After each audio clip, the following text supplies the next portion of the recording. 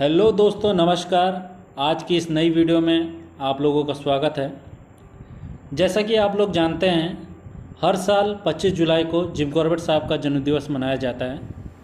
हर साल की तरह इस साल भी उनके द्वारा बसाए गए गांव छोटी हल्द्वानी में उनका जन्मदिन धूमधाम से मनाया गया। पूरे उत्तराखंड में किसी भी अंग्रेज को इतना प्यार और सम्मान नहीं दिया गया जितना कॉर्बेट साहब को। जो लोग अभी तक उनके बारे में नहीं जानते थे, वो भी अब धीरे धीरे से इस चैनल के माध्यम से उनके बारे में जानने लगे हैं। और मेरा प्रयास यही है कि जिम कॉर्बेट के बारे में अधिक से अधिक लोगों तक उनके साहसपूर्ण अभियानों के किस्से पहुंचा सकूं। आज जो कहानी मैं आप लोगों के बीच लेकर आया हूं, उसका नाम है थाक का नरभक्षी। मेरे द्वारा सुनाई गई चूका के नरभक्षी की कहानी आपको याद ही होगी। उसी चूका के पास एक गांव है थाक। थाक के जो निवासी थे, उनका मुख्य कार्य पूर्णागिरी के मंदिरों में पुरोहितगिरी का काम करना, मतलब पूजा पाठ इत्यादि करना था, जिससे खुश होकर चंदेल राजाओं ने उस गांव को भेंट के रूप में उन पुरोहितों को दे दिया था। उस गांव से किसी भी प्रकार का टैक्स ना तो चंदेल राजाओं ने कभी लिया और ना ही उनके बाद अंग्रेजी सरकार ने। लद्या घाटी में स्थित इस गांव में सभी शांति से जीवन यापन कर रहे थे कि तभी 1938 के सितंबर माह में नैनीताल एक रिपोर्ट पहुंची। उस रिपोर्ट में क्या था? उसमें था कि एक 12 साल की लड़की को शेर ने मार दिया है। बाकी इस हत्या के बारे में कुछ विशेष उल्लेख नहीं किया गया था। ये जो रिपोर्ट पहुंची थी, इसका मुख्य उद्देश्य था जिम कॉर्बेट की सहायता प्राप्त करना।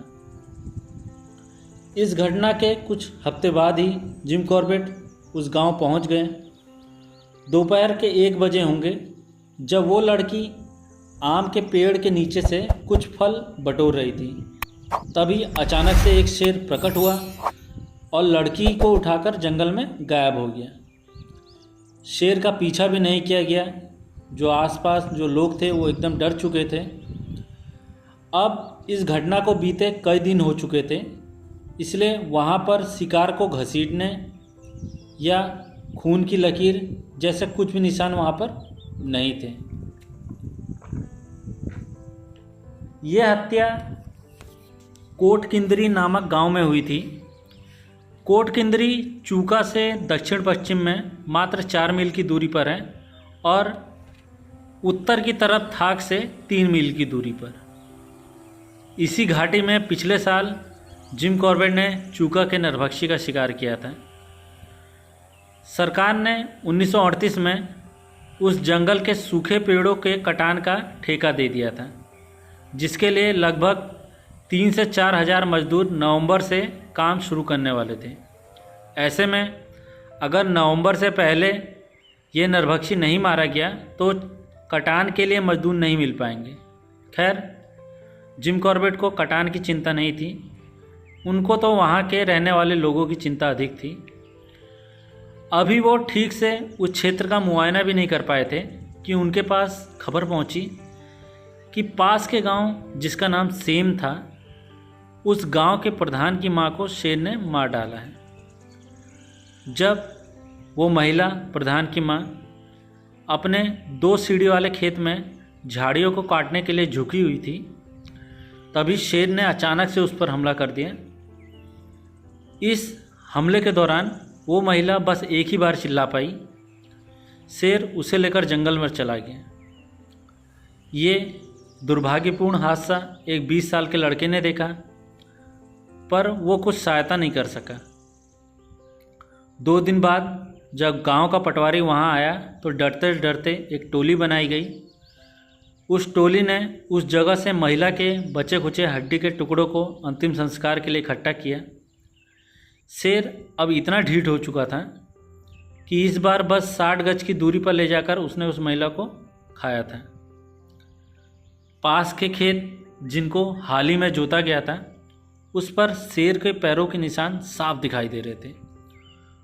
उनका मुआयना करने पर जिम कॉर्बेट ने निष्कर्ष निकाला कि नरभक्षी शेर नहीं बल्कि ये एक जवान शेरनी है। लेकिन एक जवान शेरनी नरभक्षी कैसे बन गई, ये सोचने का विषय था। जिम कॉर्बेट ने सोचा हो सकता है ये चूका के नरभक्षी की साथी रही हो। जो भी शिकार चूका का नरभक्षी करता हो उसको खाने में इसने भी सहयोग किया हो। खैर अभी तो बस अंदाज़ा लगाया जा सकता था।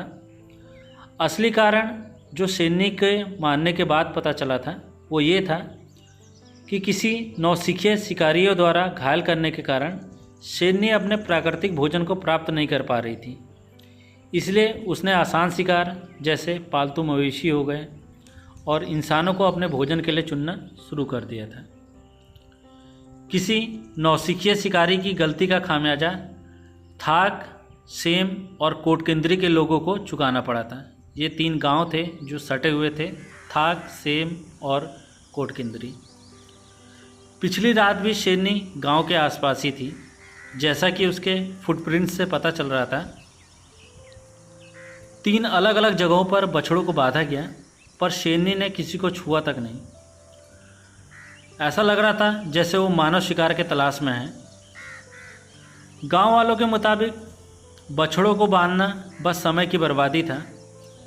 शेरनी को अगर गाय भैंसे ही मारनी थी तो वो जंगल में चरती हुई किसी भी मवेशी को आसान से शिकार बना सकती थी।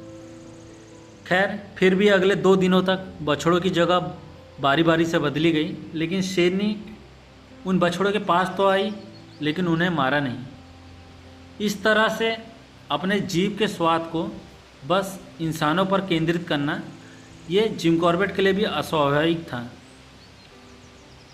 अच्छा, उसी महीने की 27वीं तारीख को जब वो और उनका परम मित्र इबर्टसन दोनों लोग नाश्ता कर रहे थे, तब कुछ लोगों की टोली उनको ये बताने आई कि उनके गांव का एक आदमी पिछली शाम से लापता है। पिछली शाम वो अपनी पत्नी से ये कहकर घर से निकला था कि वो देखने जा रहा है कि कहीं उसके मवेशी चरते चरते जंगलों में तो नहीं चले गए हैं। उसके बाद वो आदमी लौटा ही नहीं।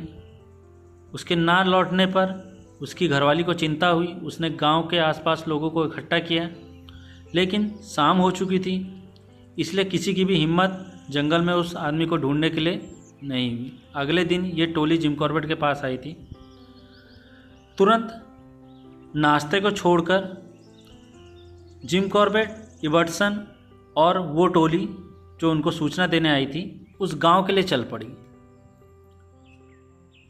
जहां जिम कॉर्बेट रुके हुए थे वहां से उस गांव की दूरी बस 2 मील की थी, लेकिन खड़ी चढ़ाई चढ़ने के कारण सभी पसीने से लथपथ थे। गांव में घुसते ही वो देखते हैं कि 15 से 20 लोग भीड़ इकट्ठा किए खड़े थे, जिनके बीच में वो अभागी स्त्री रोते हुए अपनी छाती पीट रही थी।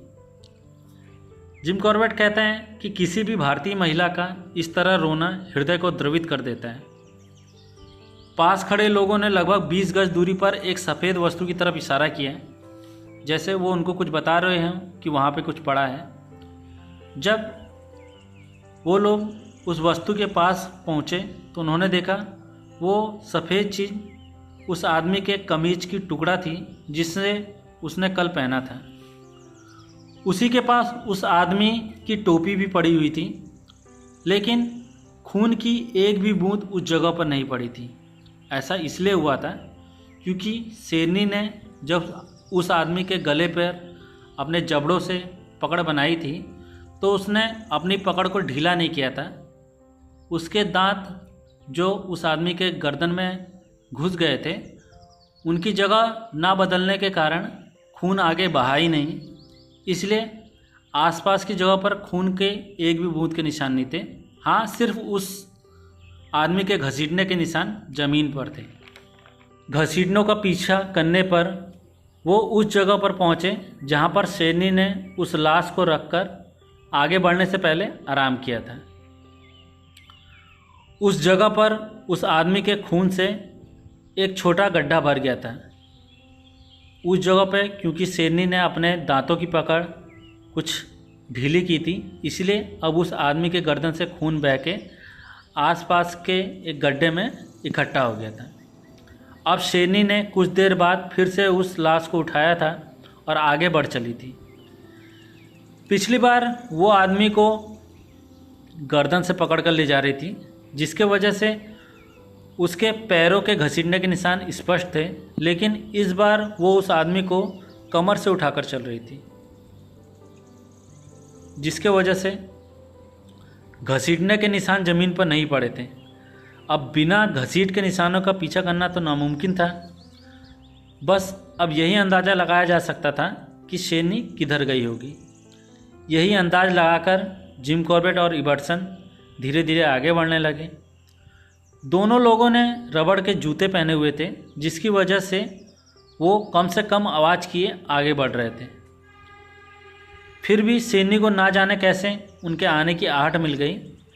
जिम कॉर्बेट ने शेरनी के झाड़ियों में कूदने भर की आवाज़ सुनी और झाड़ियों को हिलते हुए देखा। शेरनी तो काफ़ी चालाक थी। शेरनी ने रात का भोजन करने के बाद उस स्थान को आराम करने के लिए चुना था। शेरनी द्वारा मारे गए शिकार का अभी तक कुछ अता पता नहीं था। अगर शेरनी यहाँ थी तो शिकार भी यहीं कहीं आसपास ही होगा। यही सोचते हुए दोनों लोग उस मरे हुए आदमी को ढूंढने लगे। थोड़ी देर की खोजबीन के बाद उस आदमी की लाश मिल गई। उसको बड़ी ही बुरी तरह से चीड़ फाड़ के खाया गया था। 2 बच्चों का पिता, एक अभागी स्त्री का पति और घर का एक इकलौता कमाऊ इंसान ऐसे मरा पड़ा था। अपने 32 सालों के अनुभव में जिम कॉर्बेट ने ना जाने ऐसे कितने ही दर्दनाक मंजर देखे थे, और हर बार का जो ये मंजर था वो पिछले मंजर से अधिक मार्मिक दिखाई पड़ता था। शेर या शेरनी एक व्यक्ति का ही शिकार नहीं करते, बल्कि उसके पूरे परिवार को जीवन भर के लिए दर्द दे जाते हैं। खैर, लाश का कुछ हिस्सा अभी तक बचा था। हो सकता है शेरनी फिर से शिकार पर लौटे। यही सोचकर जिम कॉर्बेट ने इबर्टसन को गांव से मचान बांधने के लिए रस्सी लाने गांव में भेज दिया। जब इबर्टसन और कुछ आदमी वापस लौटे तो पेड़ पर मचान बांधा गया। पेड़ ऐसा था कि उस पर केवल एक आदमी के लिए बैठने का स्थान था, इसलिए स्वाभाविक था जिम कॉर्बेट ही उस मचान पर बैठ गए। इबर्टसन अपने आदमियों को लेकर गांव की तरफ लौट पड़ा। अभी वो टोली आंखों से ओझली हुई थी कि जिम कॉर्बेट को ऐसा लगा कि झाड़ियों के बीच से कोई भारी जानवर उसी दिशा में बढ़ रहा है जिधर इबर्टसन और वो टोली गई थी। उसी दिशा से एक बंदर भी चेतावनी भरी आवाज़ लगाने लगा। अब स्पष्ट था शेरनी ने पुराने शिकार को छोड़ दिया था और वो नए शिकार की तलाश में उस टोली के पीछे चल पड़ी थी। अब जिम कॉर्बेट को चिंता सताने लगी। चलने से पहले जिम कॉर्बेट ने इबर्टसन को पूर्ण रूप से सावधानी बरतने को कहा था, लेकिन चिंता की बात यह थी कि शेरनी काफ़ी चालाक थी। जिम कॉर्बेट केवल चेतावनीपूर्ण आवाज़ सुन के अंदाज़ा लगा रहे थे कि शेरनी कहाँ तक पहुँची है। ये चेतावनीपूर्ण जो आवाज़ें हैं वो काकड़ और सांबर की आवाज़ थी। शेरनी ने गांव तक इबर्टसन की टोली का पीछा किया, पर उसको ऐसा कोई मौका ना मिला जिस पर वो हमला कर पाती। इसलिए कोई मौका ना पाकर वो गुस्से से दहाड़ती हुई नीचे घाटी में चली गई। पूरी रात जिम कॉर्बेट उसी पेड़ पर बैठकर शेरनी का इंतज़ार करते रहे, पर शेरनी नहीं लौटी। जिम कॉर्बेट के शिकार अभियानों पर लंबे लंबे वक्त तक घर से दूर रहने के प्रभाव उनके स्वास्थ्य पर भी अधिक पड़ा था। इसलिए उनके घर वालों ने उनसे वायदा लिया था कि महीने की अंतिम 30 तारीख से पहले अगर शेरनी नहीं मारी गई तो वो वापस लौट आएंगे। अब 29वीं तारीख को एक बैल के मारे जाने की खबर मिली। शेरनी ने जिस जगह पर बैल पर हमला किया था वहाँ शेरनी के फुटप्रिंट्स साफ साफ दिखाई दे रहे थे। शेरनी बैल को उठा ले गई थी। घसीटने के निशान स्पष्ट थे। शेरनी कुछ दूर तक बैल को उठा ले गई, लेकिन एक जगह पर उस बैल का शरीर जो है वो 2 चट्टानों के बीच में फंस गया, जिसकी वजह से शेरनी उसको वहाँ से आगे नहीं ले जा पाई और वहीं बैठकर उसने इत्मीनान से उस बैल का कुछ हिस्सा खाया था। अब पेट भर भोजन करने के बाद शेरनी वहाँ से चली गई। जिम कॉर्बेट और इबर्टसन भी घसीटनों का पीछा करते करते मरे हुए बैल के पास पहुँचे। जिम कॉर्बेट ने पास ही के एक पेड़ को मचान बांधने के लिए चुना ताकि अगर शेरनी वापस से मरे हुए बैल के शिकार पर लौटे तो वो उस पर गोली चला सकें।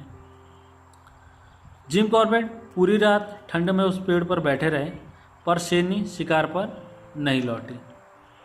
हो सकता हो उसने जिम कॉर्बेट को पेड़ पर चढ़ते हुए देख लिया है, लेकिन अब कुछ नहीं किया जा सकता था। अब जिम कॉर्बेट और इबर्टसन को समझ नहीं आ रहा था कि क्या किया जाए। इबर्टसन अब और दिन यहाँ नहीं रुक सकता था क्योंकि उसे बेहद ज़रूरी काम से अस्कोट जाना था। अस्कोट एक जगह का नाम है। अगली सुबह इबर्टसन अपनी पत्नी और नौकरों को लेकर अस्कोट के लिए चले गए। जिम कॉर्बेट काफ़ी तनाव में थे। इस शेरनी के शिकार के पीछे पीछे कई दिन गुजर चुके थे और इतने दिनों में हर समय ऐसा डर कि वो एक नरभक्षी शेरनी के क्षेत्र में घूम रहे हैं। किसी भी समय शेरनी अपने नुकीले दांतों को उनके गर्दन में धंसा देगी। ये डर जो है उनको बहुत ज़्यादा विचलित कर रहा था। इस डर की वजह से हर समय दिमाग को चौकन्ना रखना ये सच में थका देने वाला था। और तो और ठंडी रातों में पेड़ पर बैठने के कारण उनका स्वास्थ्य भी अब जवाब दे रहा था। थाक गांव जहां पर शेरनी ने सबसे ज़्यादा शिकार किया था उसको तो अब लोगों ने खाली कर दिया था। उस भरे पूरे गांव में अब एक भी इंसान नहीं था। सभी लोग अपने रिश्तेदारों के वहां रहने चले गए थे। जिम कॉर्बेट ने उस गांव का मतलब थाक गांव का मुआयना किया। वो जाकर वहां पर देखते हैं कि घरों के दरवाजे खुले थे। ऐसे में किसी भी घर के अंदर वो शेरनी छुपकर बैठी हुई हो सकती थी, इसलिए उन्होंने दरवाज़ों से दूरी बनाते हुए ही उस पूरे गांव का मुआयना किया। लेकिन उनको शेरनी का ऐसे कोई भी फुटप्रिंट्स नहीं मिले। जैसा कि मैंने आपको बताया वो गांव पुरोहितों का था, इसलिए उस गांव के जो घरों के दरवाजे खुले हुए थे उन लोगों का मानना था कि पुरोहितों के घर में चोरी नहीं हो सकती। आज भी ये मानना है लोगों का कि पुरोहितों के घर में आज भी चोरी नहीं हो सकती है। अब जिम कॉर्बेट जब उस गांव से मुआयना करके वापस लौट रहे थे तब उनका पीछा शेरनी ने किया था, लेकिन इसका पता जिम कॉर्बेट को नहीं था। इसका पता जिम कॉर्बेट को अगली सुबह पता चला जब जिम कॉर्बेट को अपने फुटप्रिंट्स के पीछे शेरनी के फुटप्रिंट्स देखने को मिले थे। प्रत्येक मौके पर शेरनी जिम कॉर्बेट पर हावी रही थी। अब गांव वाले ने जिम कॉर्बेट को सुझाव दिया कि जो पहाड़ के शेर और शेरनियाँ रहती हैं वो बकरों को पसंद करती हैं, इसलिए भैंसों की जगह पर बकरों का प्रयोग किया जाए। खैर, वैसे तो जिम कॉर्बेट ये जानते थे कि ये योजना भी कारगर नहीं होगी, लेकिन फिर भी उन्होंने 2 बकरों को लिया और जंगल की तरफ चल दिए कि इनको अलग अलग जगह पर बांध दिया जाए। उनके साथ कुछ गांव वाले भी थे। गांव वालों की मदद से दोनों बकरों को अलग अलग जगह बांधा गया। चूँकि दोनों बकरे बचपन से ही साथ रहे थे, इसलिए बारी बारी से वो एक दूसरे को आवाज़ लगा रहे थे। बकरों की आवाज़ सुनकर अगर शेरनी आसपास ही थी तो ऐसा ज़रूर होता है कि वो यहाँ पर आ जाए। ऐसा हुआ भी। कुछ देर बाद शेरनी लगभग 150 गज दूर की डिस्टेंस से बोली। वो कुछ देर रुक रुक कर बोल रही थी। वो शायद थाक गांव की तरफ जा रही थी। जिम कॉर्बेट वो रास्ता जानते थे जिससे वो शेरनी आगे बढ़ रही थी। जिम कॉर्बेट दूसरे रास्ते से गोल चक्कर मारकर उसी रास्ते पर आगे आकर एक ऊंचे पेड़ पर चढ़ गए। अब बस शेरनी के आने का इंतज़ार था। अब इंतज़ार शुरू हुआ। पेड़ पर बैठे बैठे अभी 10 मिनट ही हुए थे कि एक काकड़ लगभग 60 गज की दूरी से बोला और झाड़ियों में बैठे कलीज पक्षी, जिसको अंग्रेजी में फिजेंट्स भी कहते हैं, वो उड़ गए। अब एक एक सेकंड भारी पड़ता जा रहा था। ऐसा लग रहा था कि इस सेकंड नहीं तो इस सेकंड अब शेरनी दिखाई पड़ेगी, लेकिन ऐसा हुआ नहीं। यही सोचकर पेड़ पर बैठे बैठे 3 घंटे से अधिक बीत चुके थे। वो दोपहर की 1 बजे पेड़ पर बैठे थे और इस समय शाम के 4 बज चुके थे। इतने दिन खुले जंगल में रात बिताने के कारण जिम कॉर्बेट बुखार से पीड़ित हो गए थे। अब जैसे जैसे शाम ढल रही थी, बुखार उनको अपने गिरफ्त में लेता जा रहा था। अब जिम कॉर्बेट पेड़ से उतरकर नीचे आ गए और अपने आदमियों की तरफ चल पड़े।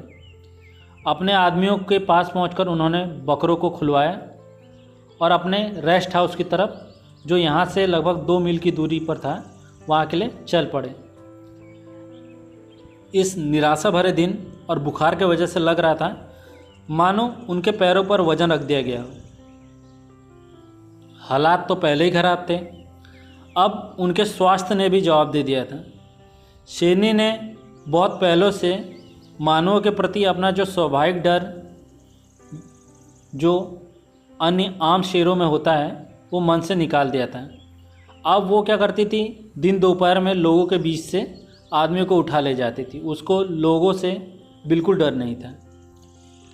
इस शेरनी को मारने के लिए बस इतने ही प्रयास जिम कॉर्बेट ने नहीं किए, इससे भी अधिक ज़्यादा प्रयास उन्होंने किए, लेकिन जितना अभी तक मैंने बताया है उससे ज़्यादा बताने में ये कहानी इतने ज़्यादा लंबी हो जाएगी, इसलिए इतने ही प्रयास आपको यहाँ पे बताए गए। खैर, जब जिम कॉर्बेट पेड़ से उतरे थे, अभी शाम होने में 1 घंटा का समय बचा था। शेरनी जैसा कि बार बार बोल रही थी, लेकिन वो बकरों के पास नहीं आई थी। शेरनी होना उस आसपास के 1 मील के क्षेत्र में ही थी। ऐसे में एक उपाय जिम कॉर्बेट ने ये लगाया, अगर शेरनी को शेर की आवाज़ लगाकर बुलाया जाए तो शायद वो आ जाए। सर्दियों का जो समय है वो शेरों का समागम काल होता है। शायद इसलिए शेरनी बकरों के पास ना आकर साथी की तलाश में जंगल में घूम के आवाज़ निकाल रही थी। जिम कॉर्बेट बहुत से जंगली जानवरों की आवाज़ निकालने में पारंगत थे, ये तो आप और हम जानते ही हैं। अपने आदमियों को सुरक्षित स्थान पर छुपाकर जिम कॉर्बेट ने अपने दोनों हाथों को आपस में जोड़कर एक प्याला बनाया, जैसे प्याले की आकृति हो, और अपने सांस को खींच करके एक शेर की आवाज़ निकाली। पहली 2 आवाज़ों का शेरनी ने कोई उत्तर नहीं दिया, लेकिन तीसरी आवाज़ का उत्तर उसने गरज कर दिया। अब ये एक दूसरे को पुकारने का जो सिलसिला था वो कुछ मिनट तक चलता रहा। आवाज़ इतने अच्छे ढंग से निकाली गई थी कि शेरनी भी धोखे में आ गई थी। हर पुकार के साथ शेरनी और करीब आती जा रही थी। अगर दिन रहते वो यहाँ आ पहुँची तब तो जो भी बेनिफिट्स थे वो जिम कॉर्बेट को मिलने थे, लेकिन अगर शेरनी के यहाँ आने में शाम हो गई तो उनका और उनके आदमियों का अपने रेस्ट हाउस तक पहुँचने का भाग्य शेरनी ही निर्धारित करती। जब शेरनी ऐसे ही गरजते हुए कुछ और पास आ गई, तब जिम कॉर्बेट एक चट्टान पर लेट गए, जहाँ से उन्हें आशा थी कि शेरनी सामने से ही आएगी। बंदूक सामने की तरफ किए शेरनी के स्वागत की तैयारियां पूरी कर ली गई। शेरनी अब इतने करीब आ गई थी कि प्रत्येक बार उसके बोलने से पहले खींची गई सांस की आवाज़ भी जिम कॉर्बेट सुन रहे थे। अब जैसे ही शेरनी ने बोलने के लिए सांस खींची, उसके साथ ही जिम कॉर्बेट ने भी सांस खींची। दोनों ने एक साथ पुकार लगाई। शेरनी पुकार सुनते ही, जो अभी तक झाड़ियों के पीछे छुपी हुई थी, झट से झाड़ियों से निकली और जिम कॉर्बेट के ठीक सामने आके खड़ी हो गई। अब शेरनी वहाँ पे खड़े होकर देखती है कि यहाँ पर कोई शेर नहीं, बल्कि यहाँ पर तो एक आदमी लेटा हुआ है। जिम कॉर्बेट के चेहरे को देखकर वो मूर्ति की तरह खड़ी रही। शायद वो कुछ समझ ही नहीं पाई। बस इतना ही तो मौका चाहिए था। जिम कॉर्बेट ने पहली गोली उसके दाएं आँख के नीचे और दूसरी गोली उसके गले में उतार दी। जब उन्होंने पहली गोली चलाई तो पहली गोली के झटके ने जिम कॉर्बेट को हवा में उछाल दिया था, और जो दूसरी गोली उन्होंने चलाई थी वो इस तरीके से समझा जा सकता है कि वो बिना निशाना लगाए ही चलाई गई थी। अब दूसरी गोली के झटके में उनकी राइफल जो है उनके जबड़ों से टकरा गई। संभलते ही उन्होंने खुशी में 5 गोलियां हवा में चलाई। जिसको सुनकर आसपास के लोग समझ सकें कि नरभक्षी मारी गई है। नरभक्षी का अंत हो चुका था। हालांकि उनके जबड़े में इतनी चोट आई थी कि उसको ठीक होने में कुछ हफ्तों का समय लगा। थोड़ी ही देर में आसपास के गांव की लालटेन घरों से बाहर आने लगी। इस पूरे वाक़ये में, क्योंकि अब शाम हो गई थी, शेरनी को एक मोटे बांस पर बांधकर गांव में लाया गया। पास ही में खूब सारी लकड़ियों को जलाकर आग जलाई गई ताकि पर्याप्त रोशनी में लोग शेरनी को देखने आते रहें। 1 घंटा पहले तक जिन लोगों को घरों से निकलने के लिए खींच के लाना पड़ता, वो लोग खुद ब खुद बाहर आ गए थे। इतने सालों से शेरनी ने जो आतंक बनाया था वहाँ, उसका खात्मा हो चुका था। 2 दिन बाद थाक गांव जो खाली कर दिया गया था, अब वहाँ फिर से लोग रहने के लिए लौट आए थे। जिम कॉर्बेट के द्वारा आदमखोर के अंतिम शिकार का किस्सा आप लोग सुन चुके हैं। अगर आपको इस प्रकार की कहानियाँ अच्छी लगती हैं तो इस चैनल को सब्सक्राइब कर लें, वीडियो को लाइक और वीडियो पर कमेंट करने के साथ साथ दोस्तों के बीच शेयर ज़रूर करें। आगे आप कौन सी कहानी सुनना चाहते हैं, या इन कहानियों में जो अब तक मैंने आपको सुनाई हैं, इसमें सबसे अच्छी कहानी आपको कौन सी लगी, ये कमेंट बॉक्स में ज़रूर बताइएगा। आगे भी आप लोगों के लिए ऐसी कहानियाँ आती रहेंगी। आप लोगों का बहुत बहुत धन्यवाद। मिलते हैं अगली कहानी में।